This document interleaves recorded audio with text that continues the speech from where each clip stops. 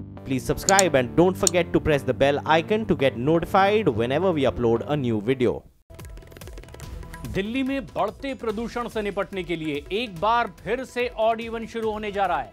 दिल्ली सरकार के मुताबिक 13 नवंबर से लेकर 17 नवंबर तक दिल्ली में ऑड इवन के जरिए गाड़ी चल पाएंगी, यानी कि सोमवार को दिल्ली में ऑड नंबर वाली गाड़ियां नहीं चल पाएंगी।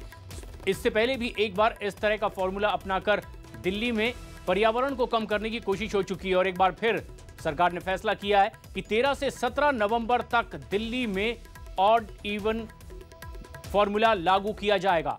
लगातार दिल्ली एनसीआर में बढ़ते प्रदूषण को रोकने के लिए एक और कदम। ऐसे में जहां की एनजीटी और कोर्ट की तरफ से भी लगातार सरकारों को फटकार लगाई जा रही है, उस बीच सरकार ने फैसला किया है कि एक बार फिर दिल्ली में ऑड इवन फॉर्मूला लागू किया जाएगा और सम विषम नंबर की गाड़ियां एक एक करके एक के बाद एक सड़क पर उतर सकेंगी। एक साथ एक ही तारीख पर सम और विषम ऑर्डर इवन नंबर की गाड़ियां सड़कों पर नहीं दौड़ सकेंगी दिल्ली में, और तारीख 13 से 17।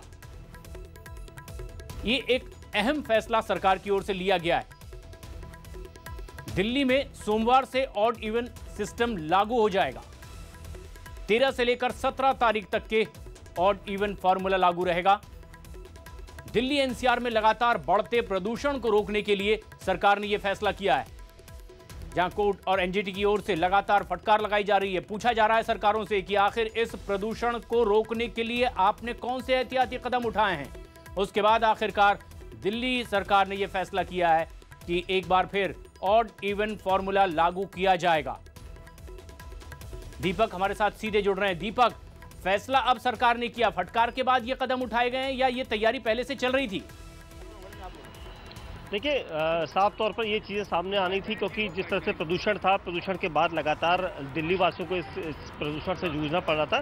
तो ऑड इवन के लिए प्लानिंग पहले से थी और आज जिस तरह से अब बात की जा रही है कि 13 से 17 सितंबर तक ये ऑड इवन प्रक्रिया जो है शुरू हो जाएगी। कुछ लोग हमारे साथ हैं जो दिल्ली में हैं। सर, ऑड इवन 13 से 17 नवंबर को शुरुआत होगी, तो 13 तारीख यानी कि पहला दिन जो है ऑड इवन में से एक का रहेगा। तो आप लोगों को क्या लगता है कि ये चीज़ सही है इस बार जो दिल्ली सरकार फिर? मेरे ख्याल से ट्रैफिक के लिए तो बहुत अच्छा रहेगा ये, और आम जनता जो इतनी गाड़ियां हो गई हैं कि हमें बहुत दिक्कतें आ रही हैं, तो ऑड इवन जो इनिशिएटिव केजरीवाल जी का है, मैं उससे सहमत हूँ। और उससे आप देखना पोल्यूशन भी कम होगा और यातायात में लोगों को, यात्रियों को बहुत सुविधा होंगी। तो I think it's a good initiative. आप लोगों को लगता है कि ऑड इवन की जो अब शुरुआत, एक बार जो चरण है, पहला चरण अब शुरू होगा, क्योंकि 1.5 साल पहले ये शुरू हुआ था, काफ़ी लोगों को परेशानियाँ थी, लेकिन इस बार पॉल्यूशन को कम करने के लिए ऑड इवन की प्रक्रिया को शुरू किया जा रहा है। पॉल्यूशन को कम करना है, गाड़ियों को भी परमिशन कम देना है, इसलिए पॉल्यूशन कम होता है जी। तो ऑड इवन की गाड़ी जो है वो बिल्कुल जरूरी चाहिए। हाँ, ये लोगों की भी राय आ रही है लगातार दीपक, लेकिन लोग क्या कहते हैं इस बारे में कि अगर सरकार ट्रांसपोर्टेशन सिस्टम को ही बेहतर करे और लोगों को अपनी पर्सनल व्हीकल का इस्तेमाल करने की जरूरत ही ना पड़े, तो क्या सरकार उस तरफ कदम उठा रही है या लोग इसे संजीदगी से लेना चाहते हैं?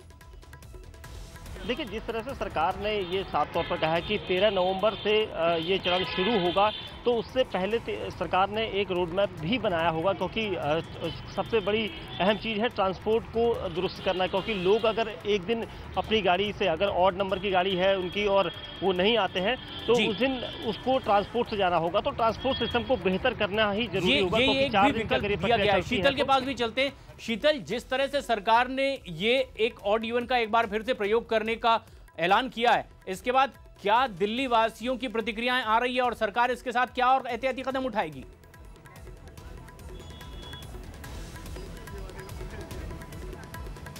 देखिए, ऑड इवन 13 से लागू होने वाला है। आज एनजीटी ने भी जब है तमाम एजेंसी को फटकार लगाई थी, उस वक्त एनजीटी ने भी कहा था कि दिल्ली सरकार जो है वो ऑड इवन को दोबारा कार्ड्स पर लेकर आए, और इस पर बहुत जल्दी जो है सरकार ने फैसला भी कर दिया। कुछ लोग मौजूद हैं, उनसे जानते हैं कि ऑड इवन पे क्या कहेंगे।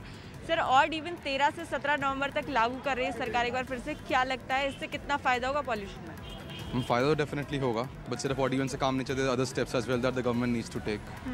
सो एज लॉन्ग एज वो स्टेप्स इनको कंपनी करते हैं आई थिंक तभी लॉन्ग टर्म में फ़ायदा होगा, वरना लाइक हर मंथ लॉन्ग टर्म में फ़ायदा चाहिए तो सरकार को कुछ अलग स्टेप्स जो हैं वो भी उठाने पड़ेंगे। आपको क्या लगता है ऑड इवन के बारे में? मैम ऑड इवन चलाने से कुछ नहीं होगा, जैसे कि जो 15 साल पुरानी गाड़ियाँ हैं गवर्नमेंट ने एक्शन लिया था लेकिन उनको फॉलो नहीं कर रहे हैं।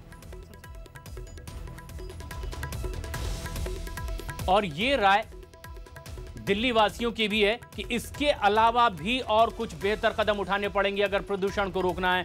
फिलहाल दीपक और शीतल, आपका शुक्रिया।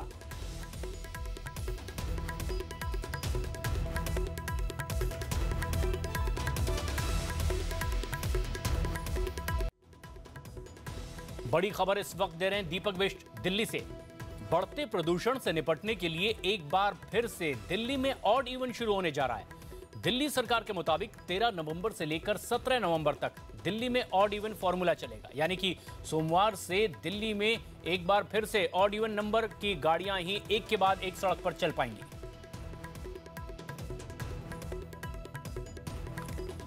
ये फैसला जो है ना, ये स्टेट गवर्नमेंट का है। मैं उनके को क्या डिसाइड करेंगे बिल्कुल दखल नहीं देता हूं, और मेरा इस पे बयान देना भी किसी किस्म का उचित नहीं होगा। पोल्यूशन करते रहेंगे। और आप याद कीजिए ऑड इवन के समय पर दिल्ली सरकार ने कितना खर्चा किया और उस खर्चे का क्या लाभ मिला। सबने कितना तमाशा किया जब दिवाली के क्रैकर्स को बैन किया गया, लेकिन उन सब से क्या पोल्यूशन ख़त्म हुआ? जवाब है नहीं, क्योंकि पोल्यूशन करने वाली जो इंडस्ट्री है, पोल्यूशन करने वाली जो चीज़ें हैं, जब तक आप उस पर कार्रवाई नहीं करेंगे तब तक पोल्यूशन समाप्त नहीं होगा। और ज्यादा जानकारी के साथ हमसे सीधे जुड़ रहे हैं हमारे सहयोगी दीपक बिष्ट और शीतल नादर। दीपक, तमाम दिल्ली वासियों के बीच आप मौजूद हैं, क्या वो इसे पर्याप्त कदम मानते हैं पर्यावरण के प्रदूषण को रोकने के लिए? 3 दिन से लगातार दिल्ली में सफ़ेद कोहरे की चादर जो है वो छाई हुई थी, जिससे दिल्ली वासियों को सांस लेने में परेशानी हो रही थी।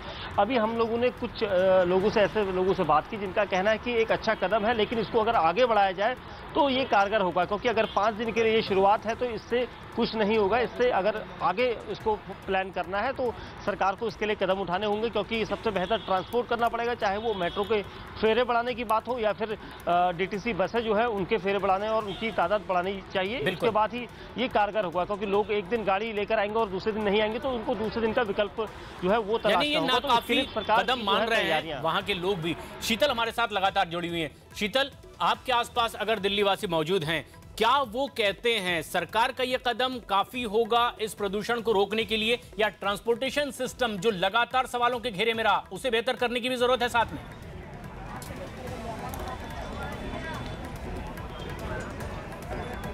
बिल्कुल, ट्रांसपोर्ट सिस्टम पर ही जो है लगातार सवाल उठ रहे हैं। ऑड इवन जब भी लागू करने की बात होती है तब यही कहा जाता है कि क्या दिल्ली इसके लिए तैयार है, क्योंकि ट्रांसपोर्ट सिस्टम जो है वो साफ तौर पर लचर नज़र आता है। इस पर बार बार जो है रिपोर्ट भी आई है, क्योंकि बसेस जो हैं और मेट्रो भी, इन दोनों में जो है समस्याएं हैं। लोग हमारे साथ मौजूद हैं। आप बताइए कि ऑड इवन सिस्टम लागू होने जा रहा है तो इससे क्या दिल्ली तैयार है ऑड इवन के लिए? ट्रांसपोर्ट सिस्टम एक समस्या रहेगी? हम ट्रांसपोर्टेशन सिस्टम ही शायद बहुत बड़ी एक समस्या है लोगों के लिए, क्योंकि जिन्हें पीक आवर्स में ऑफिस जाना होता है उस टाइम इतना क्राउड होता है। मेट्रो भी आज के टाइम में अगर आप देखेंगे बसेस से ज़्यादा हालत ख़राब मेट्रो की है, तो उसको ठीक करना बहुत ज़्यादा ज़रूरी है। या तो उनकी अवेलेबिलिटी ज़्यादा कर दी जाए और मेट्रोज़ या बसेस की सर्विसेज अच्छी की जाए, उसके बाद शायद लोग इसको एग्री करेंगे कि वो ऑड इवन को अच्छा बनाने में सहायता करेंगे।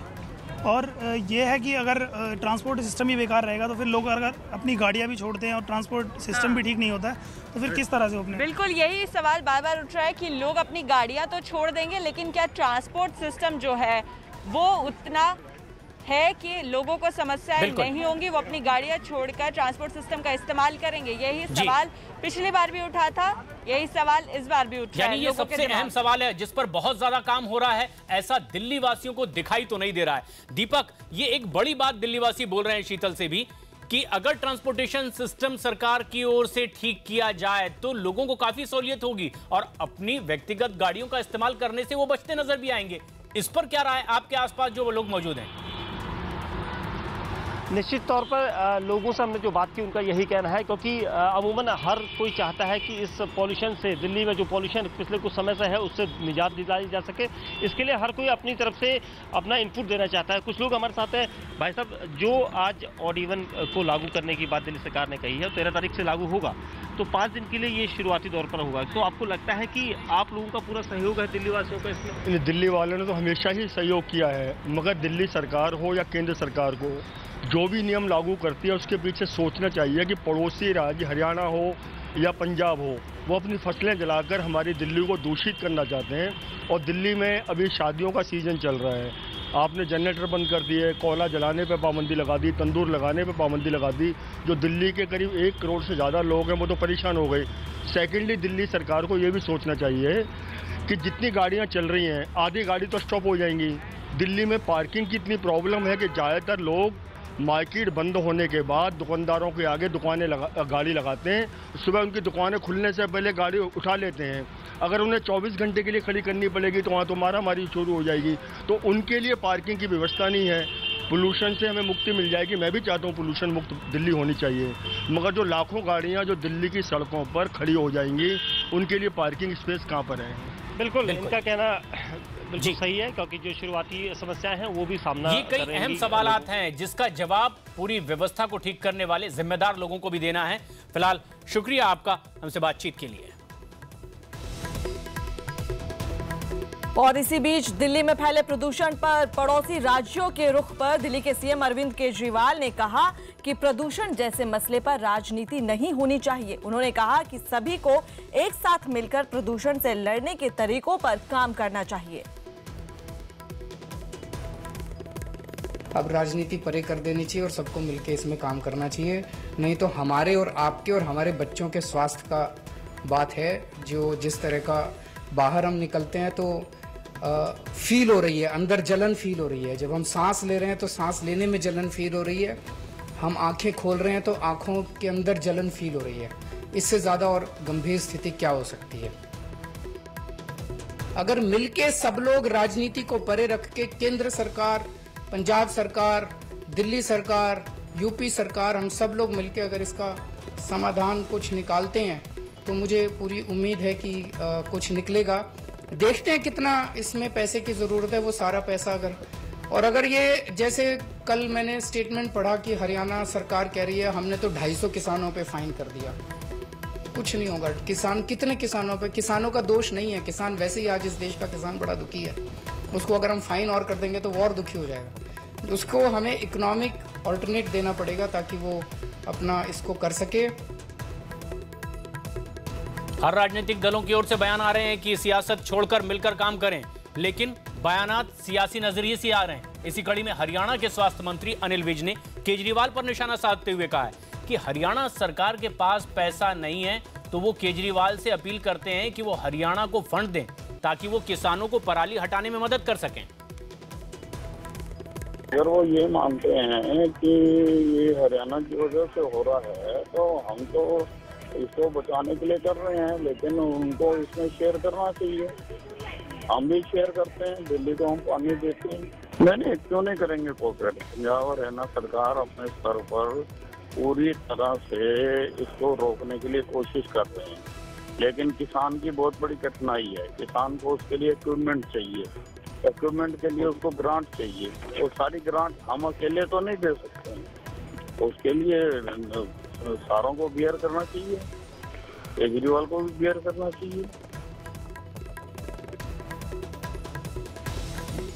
तो उधर पर्यावरण मंत्री महेश शर्मा ने न्यूज 18 इंडिया से कहा कि एक दूसरे पर आरोप प्रत्यारोप नहीं करना चाहिए। महेश शर्मा ने कहा कि पंजाब के सीएम कैप्टन अमरिंदर सिंह को जिम्मेदारी दूसरों पर न डालने की सलाह दी है।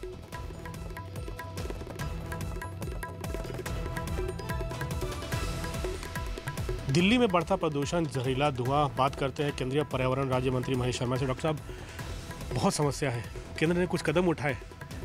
देखिए, कुछ चीज़ें प्रकृति के हाथ में होती हैं, कुछ मानव के कारण हुई हैं। भारत सरकार इस पर अपनी चिंता लगातार बनाए हुए है। मॉनिटरिंग हमारी 24 घंटे चल रही है। आपने देखा होगा पंजाब के मुख्यमंत्री हैं कैप्टन अमरिंदर सिंह, उन्होंने साफ तौर पे कहा है कि केंद्र सरकार पहल करे, उनके पास किसानों को देने के लिए पैसा नहीं है, वो जलाने की चीज़ें रोक नहीं सकते। तो सारा ब्लेम वो सेंटर पर ही टालने की कोशिश कर रहे हैं, खुद कुछ ना करके। देखिए, ये संभव नहीं है कि केंद्र सरकार और प्रदेश की सरकारें मिलकर इस समस्या का समाधान। दिल्ली के मुख्यमंत्री अरविंद केजरीवाल अमरिंदर सिंह से अपील कर रहे हैं कि दोनों साथ मिलकर केंद्र से अपील करते हैं। अब लगता है कि अब जो विपक्ष की दोनों सरकारें हैं वो सहयोग न करके आपस में मिलके, मुझे लगता है कि अरविंद केजरीवाल जी इस विषय पर कुछ ऐसे विषय लेकर आते हैं जिनका कुछ सिर पैर कभी नहीं होता। उन्होंने स्कूलें सारे बंद कर दिए हैं दिल्ली सरकार के। दूसरा, उन्होंने ये कहा है कि केंद्र सरकार जो है अब ऑड इवन भी लागू कर सकते हैं। क्या इससे ये समस्या का समाधान है जो ये स्मॉग हुआ? देखिए, जो सारे कदम हैं, जो 10-12 कदम हमारे एक्सपर्ट कमेटी ने बताए हैं, उनमें से जो संभव हो और जितना अधिक संभव हो उनको लागू किया जाए। ऑड इवन फार्मूला या कोई भी तरीका एक किसी तुगलकी आदेश के तहत बंद नहीं किया जा सकता, जिसमें जनता की, सभी लोगों की, एक्सपर्ट्स की राय लेकर उसे लागू किया जाए। और अगर सबके साथ मिलकर लागू किया जाएगा तो इसकी स्वीकार्यता भी होगी। धन्यवाद महेश जी। केंद्रीय मंत्री महेश शर्मा साफ तौर पर ये कह रहे हैं कि केंद्र और राज्य सरकार को मिलकर काम करना पड़ेगा, तभी जहरीले प्रदूषण से निजात मिल पाएगी। कैमरामैन राकेश नेगी के साथ अमिताभ सिन्हा, दिल्ली, न्यूज़ 18 इंडिया। कैम खबर दे रहे हैं संदीप कुमार। प्रद्युम्न केस में सवालों के घेरे में आई हरियाणा पुलिस अब अपना चेहरा छिपाने की कोशिश में लगी हुई है। गुरुग्राम पुलिस के कमिश्नर ने मीडिया के सामने आकर इस पूरे मसले पर अपनी सफाई पेश की है। पुलिस ने दावा किया है कि उन्होंने केस में कोई भी कोताही नहीं बरती है। हालांकि जांच में कम वक्त मिलने की भी गुरुग्राम कमिश्नर ने बात कही है।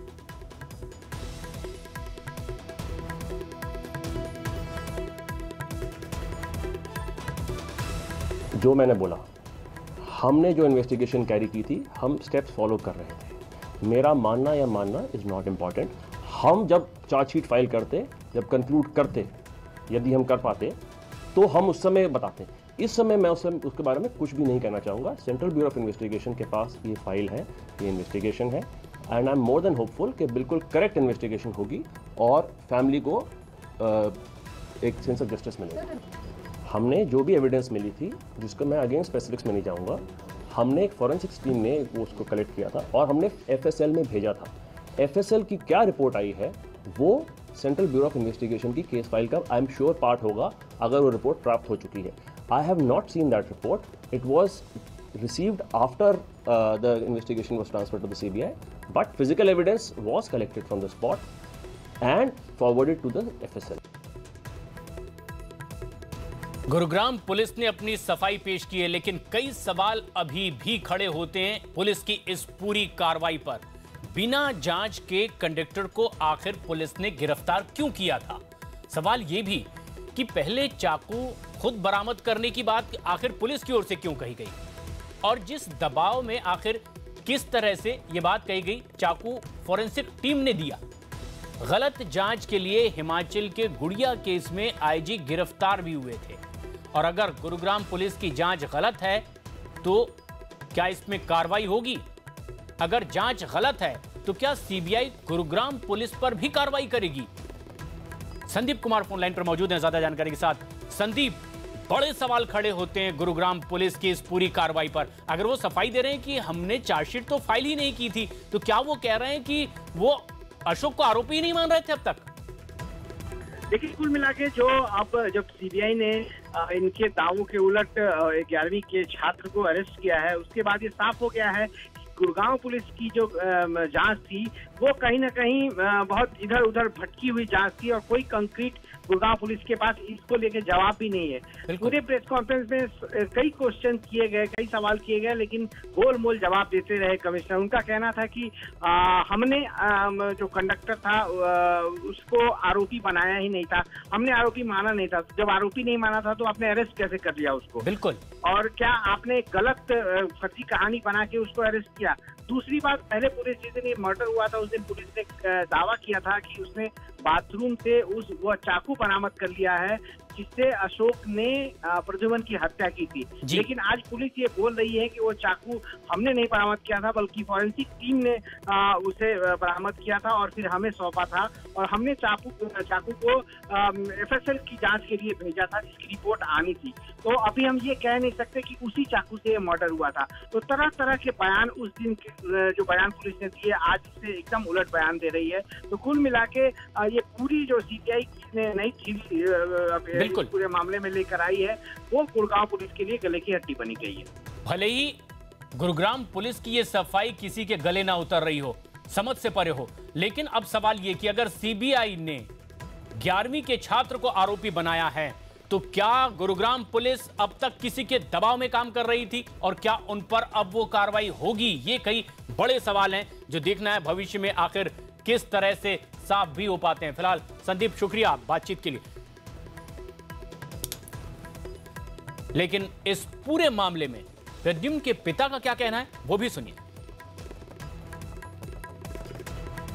7 साल के मासूम प्रद्युमन के पिता वरुण ठाकुर इस वक्त मेरे साथ हैं, और जो प्रद्युमन का कातिल है उससे इस वक्त CBI पूछताछ कर रही है। CBI हेडक्वार्टर में ही पूछताछ हो रही है। जी, आप जब CBI को ये पूरा मामला ट्रांसफ़र किया गया, CBI ने आपको बुलाया था, गुरुग्राम पुलिस ने क्या कभी आपको बुलाया था? नहीं, गुरुग्राम पुलिस ने कभी बुलाया नहीं था। खाली उनकी तरफ से एक बार 2 स्टिल आई थी, जिसमें उन्होंने कहा था कि आप आइडेंटिफाई कीजिए कि आपके बच्चे हैं कि नहीं हैं, जिसका मैंने जवाब दे दिया था। और एक बार जब मैं मेरे एब्सेंस में CP तानिया जो थी वो मिलने आई थी बच्ची से कर, दैट्स इट। इतना ही इंटरेक्शन था हरियाणा पुलिस से। इसके अलावा गुरुग्राम पुलिस ने एक बार अपने ECP को भी भेजा था आपके पास कि CBI जांच आप कर रहे हैं, आप CBI जांच के लिए क्यों कर रहे हैं, हमें लिखित तौर पे दीजिए। तो आपके और आपके जो वकील है सुशील टेकरीवाल जी, उनसे बातचीत हुई थी, उन्होंने उनको समझाया था कि जो करना होगा हम कोर्ट में करेंगे। तो जब CBI ने भी आपको बुलाया, उस दिन का वाकया और जब CBI आपको इस पूरे मामले में जांच करी, तो उस समय उसने आपसे क्या कुछ कहा? देखिए, उन्होंने जब CBI ने इस केस को अपने हैंडओवर लिया है, तो मेरी उसके बाद 3-4 बार उनसे इंटरेक्शन हुई है। उन्होंने बुलाया था मुझे, और उन्होंने जो बच्चे को आइडेंटिफाई करने के लिए और जो उस दिन की घटना थी उसके बारे में जानकारी लेने के लिए, और हमारे मन में क्या डाउट्स हैं, इन चीज़ों के बारे में हमसे बात की। और उन्होंने कहा कि वो हम इन सारी चीज़ों पे मतलब जांच करेंगे, और जो सच्चाई होगी सामने, आप बेफिक्र रहें, वो सच्चाई सामने आएगी। अब ये 11 साल का जो 11 क्लास के स्टूडेंट का जो मुख्य आरोपी बन गया है, आप CBI की थ्योरी से पूरी तरीके से संतुष्ट हैं आप? क्योंकि शुरुआत में जिस तरीके से माली का बयान है, माली का इंटरव्यू हमने न्यूज़ 18 इंडिया ने दिखाया था, उसके बाद जो गार्डनर था उसका इंटरव्यू दिखाया था, गार्डनर के इंटरव्यू के बाद जो तमाम कई स्टाफों का इंटरव्यू दिखाया था, तो CBI की थ्योरी से आप पूरी तरीके से संतुष्ट हैं? देखिए, जो CBI की थ्योरी आई है वो कहीं ना कहीं हमारे स्टार्टिंग से ही ट्रस्ट था, हमें ही नहीं सबको ट्रस्ट था कि इस मामले को CBI ही मतलब इन्वेस्टिगेट कर सकती है थॉरोली। उसके बाद जो CBI की कल थ्योरी आई है, वो मुझे लगता है कि कहीं ना कहीं उनके पास इस थ्योरी को प्रूव करने के लिए एविडेंस पूरे हैं, पुख्ता सबूत हैं, जिसके बेसिस पे उन्होंने कल ये डिस्क्लोज़ किया है। और उन्होंने ये भी कहा है कि हमारा मामला अभी इन्वेस्टिगेशन कंटिन्यूड है, और इस मामले में जो भी लिप्त हैं या जिन लोगों की वजह से ये हुआ है, जिनकी लापरवाही की वजह से, वो सारी चीज़ें हम इन्वेस्टिगेट करेंगे कि क्या रीज़न्स रहे हैं इसके पीछे। जो CBI ने थ्योरी दी है, वो अगर उसका मतलब मोटिव जो कहा है कल, वो अगर एक बच्चे के एंगल से देखें, एक कमज़ोर बच्चे के एंगल से देखें, जिसको अपनी परफॉर्मेंस की वजह से मतलब इस दोस्तों के बीच में मतलब एम्बैरेसमेंट फील होती होगी, पेरेंट्स का प्रेशर होता होगा, तो वो उस बच्चे के हिसाब से लगता है कि ये मोटिव हो सकता है। एक बच्चे के हिसाब से अगर देखें, बच्चे की तरह मतलब सोचें कि जो उस बच्चा प्रेजेंट सिचुएशन में है, तो उसके हिसाब से ये मोटिव हो सकता है, मतलब लॉजिकल लगता है। बाकी अभी जब वो चार्जशीट पेश करेंगे और सबूत पेश करेंगे इस चीज़ को प्रूव करने के लिए, तो अपने आप क्लियर हो जाएगा कि इसमें कितनी सच्चाई है। बढ़ते प्रदूषण की वजह से दिल्ली सरकार ने 13 से 17 नवंबर तक एक बार फिर ऑड इवन लागू किया। दिल्ली को दमघोंटू प्रदूषण से बचाने में नाकाम रहने पर एनजीटी ने दिल्ली, पंजाब और हरियाणा सरकार को फटकार लगाई और दिल्ली में निर्माण कार्यों पर रोक लगाई। कश्मीर में आतंकियों का वीडियो सामने आने के बाद सेना ने सबसे बड़ा ऑपरेशन शुरू करते हुए 20 गांवों की घेराबंदी की। हिमाचल प्रदेश विधानसभा चुनाव में 68 सीटों पर चल रहे मतदान में दिग्गजों ने वोट डाले। प्रद्युमन हत्याकांड में सफाई देते हुए गुरुग्राम पुलिस ने कहा कि उन्होंने कोई चार्जशीट नहीं दाखिल की और न ही किसी को आरोपी बनाया। और चेन्नई में आयकर विभाग ने जया टीवी के दफ्तरों पर छापेमारी की।